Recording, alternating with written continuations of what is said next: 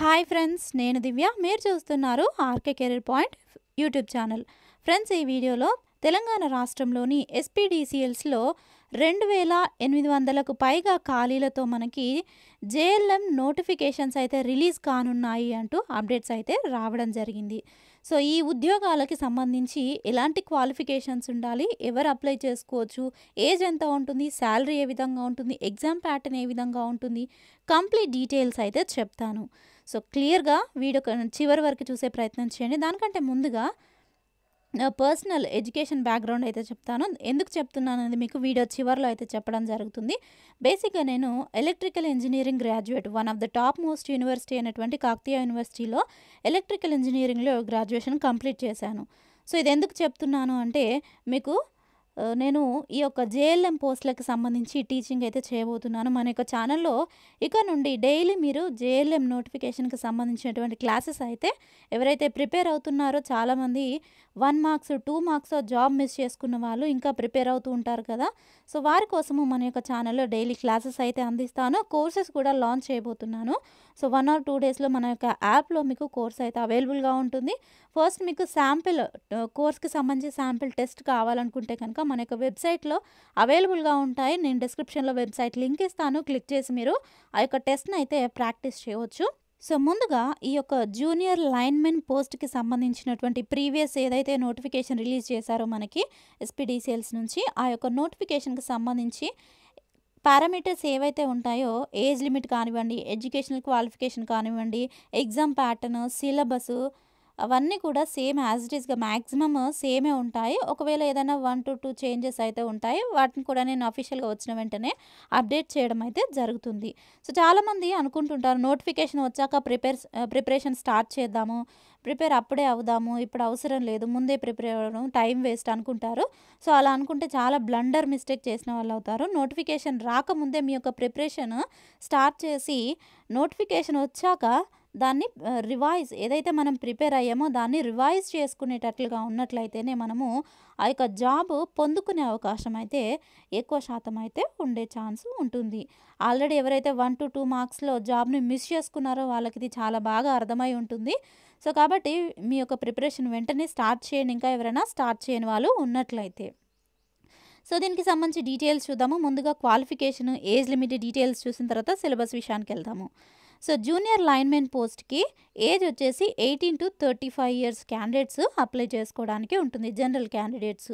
Salary కూడా near by ఇక్కడ ప్రీవియస్గా అయితే మనకి 24,340 నుంచి శాలరీ అయితే స్టార్టింగ్ ఉంటుంది. బేసిక్గా ఇప్పుడైతే కొంచెం అటు ఇటుగా చేంజ్ అయితే ఉంటుంది. ఇక నెక్స్ట్ దీనికి ఎడ్యుకేషనల్ క్వాలిఫికేషన్ ఏ విధంగా ఉంటుందని చూసినట్లయితే, must possesses SSLC or SSC or 10th class with ITI qualification in electrical trade. Wireman అంటే ఎలక్ట్రికల్ ట్రేడ్లో కానీ, లేదా wireman or 2 years intermediate vocational course in electrical trade. So ఇంటర్మీడియట్లో వొకేషనల్స్ కూడా ఉంటాయండి. అవి ఎలక్ట్రికల్ ట్రేడ్లో చేసిన వాళ్ళు కానీ, లేదా ఐటీఐలో ఎలక్ట్రికల్ ట్రేడ్లో చేసినటువంటి ఐటీఐలో ఎలక్ట్రికల్ ట్రేడ్ క్వాలిఫికేషన్ కలిగినటువంటి వారుగైనా కూడా ఈ పోస్టులకైతే అర్హులు. ఫస్ట్ 10th కంప్లీట్ అయిన తర్వాత ఐటీఐలో ఎలక్ట్రికల్ ట్రేడ్లో మీరు ఎడ్యుకేషనల్ క్వాలిఫికేషన్ కలిగి ఉండాలి. ఇది క్వాలిఫికేషన్.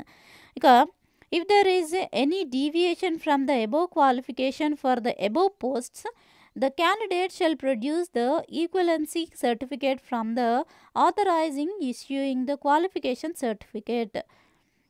ఇప్పుడు ఈ క్వాలిఫికేషన్ మీకు లేదనుకోండి, కానీ మీరు అప్లై చేయాలనుకుంటున్నారు. అయితే మీరు ఏ క్వాలిఫికేషన్తో అప్లై చేస్తున్నారు అంటే దీనికి ఈక్వలెంట్ క్వాలిఫికేషన్ కలిగి ఉన్నవారు అప్లై చేయవచ్చు. అది చేసినటువంటి వారు సర్టిఫికేట్ వెరిఫికేషన్ టైంలో ఆ యొక్క అప్లై చేసేటప్పుడు ఒకవేళ అడిగితే మీరు ఆ యొక్క ఈక్వలెంట్ సర్టిఫికేట్ అయితే మెన్షన్ చేయాల్సి ఉంటుంది అని ఇక్కడ తెలియజేశారు. ఇక మీరు ఏదైతే ఆ యొక్క రిలవెంట్ సర్టిఫికేట్ కానీ, లేదంటే ఈక్వలెంట్ సర్టిఫికేట్ సబ్మిట్ చేస్తారో దాన్ని చూసి ఆ యొక్క డిపార్ట్మెంట్ వాళ్ళు, సెలక్షన్ డిపార్ట్మెంట్ ఉంటుంది కదా, సెలెక్ట్ చేసేటప్పుడు వాళ్ళే ఫైనలైజ్ చేస్తారు అని ఇక్కడ ఇచ్చారు, అంతే. ఇక మిగతా ఏజ్ విషయానికొచ్చినట్లయితే చెప్పాను కదా ఇంతకుముందే 18-35 లోపు ఉన్నటువంటి క్యాండిడేట్స్ అర్హులు. మిగతా క్యాండిడేట్స్ ఎవరైతే అంటే జనరల్ క్యాండిడేట్స్‌కి అయితే 18-35. ఇక ఏజ్ రిలాక్సేషన్ వచ్చేసి అప్ టు 5 ఇయర్స్ వరకి ఎస్సీ, ఎస్టీ, బీసీ, ఈడబ్ల్యూఎస్ క్యాండిడేట్స్‌కి వర్తిస్తుంది. అప్లికేషన్ ఫీ కూడా మేబీ సేమే ఉండొచ్చు అని నేను అనుకుంటున్నాను. ఏమైనా చేంజెస్ ఉంటే మళ్ళీ అప్డేట్ చేస్తాను అఫీషియల్ నోటిఫికేషన్ వచ్చిన తర్వాత.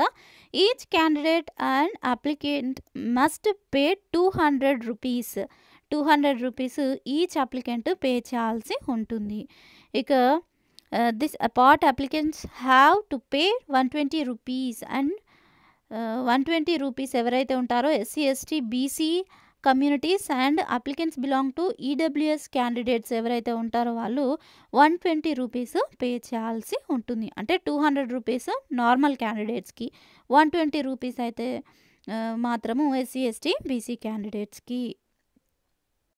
ఎలా అప్లై చేయాలి అనేది కూడా మనకి ఇక్కడ క్లియర్‌గా ఇచ్చారు.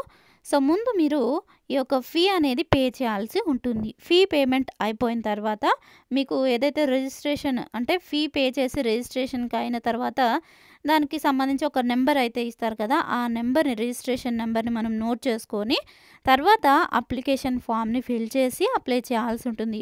ఎలా అప్లై చేయాలి అనేది కంప్లీట్ డీటెయిల్స్ నేను అఫీషియల్ నోటిఫికేషన్ వచ్చిన తర్వాత అప్లై చేసేటువంటి లింక్ ఏదైతే యాక్టివేట్ అవుతుంది కదా! అప్పుడు మీకు క్లియర్‌గా అప్లికేషన్ ప్రాసెస్ అయితే తెలియజేస్తాను, చూపిస్తాను లైవ్‌లో చేస్తూ.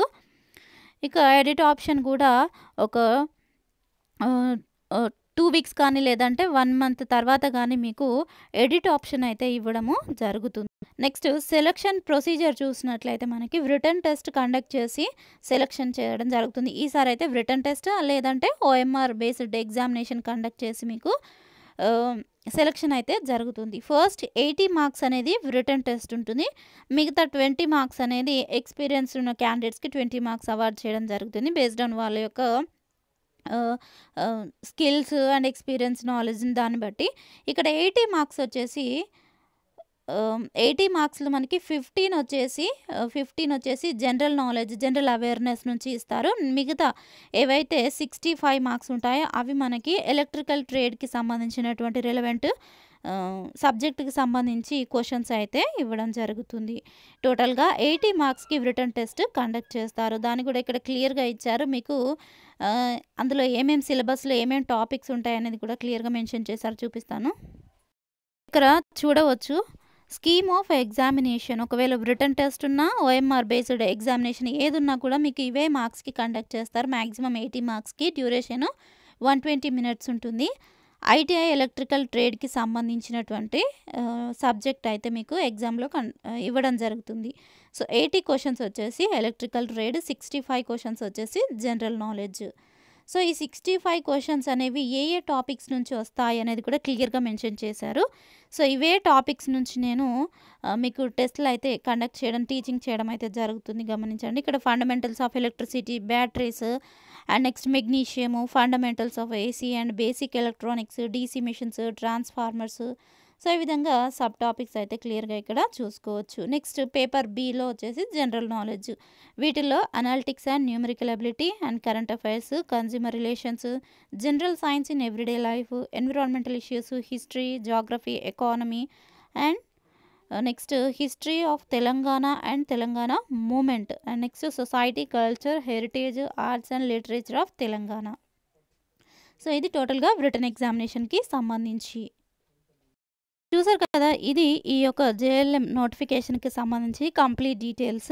ఇంకా దీనికి సంబంధించి ఏమైనా డౌట్స్ ఉన్నట్లయితే కామెంట్ సెక్షన్‌లో తెలియజేయండి. తప్పకుండా రిప్లై ఇవ్వడానికి ట్రై చేస్తాను. ఎవరైనా దీనికి సంబంధించినటువంటి కోర్స్ కనుక కావాలనుకున్నట్లయితే శాంపిల్ టెస్ట్‌లు నేను వెబ్‌సైట్‌లో అప్డేట్ చేయడం జరిగింది. ఒకసారి లింక్ క్లిక్ చేసి మీరు ప్రాక్టీస్ అయితే చేయవచ్చు. So, thank you friends. Thanks for watching this video.